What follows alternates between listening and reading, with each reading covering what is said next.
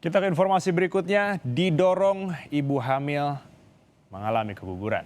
Terkejut saat didorong teman di sebuah kolam renang di Kabupaten Bulukumba, Sulawesi Selatan, dua perempuan nyaris jadi korban tenggelam.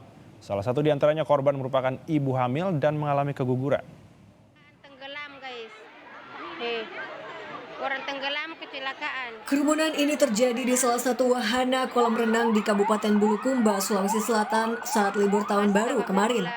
Pengunjung dikejutkan dengan peristiwa tenggelam yang dialami dua orang perempuan.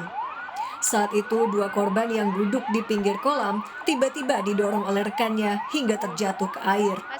Mereka nyaris tenggelam sebelum akhirnya diselamatkan petugas. Meski sempat dilarikan ke rumah sakit, namun salah satu korban yang merupakan ibu hamil terpaksa kehilangan janin akibat keguguran.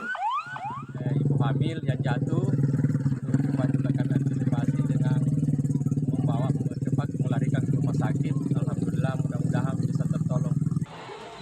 Kondisi kedua korban kini mulai membaik.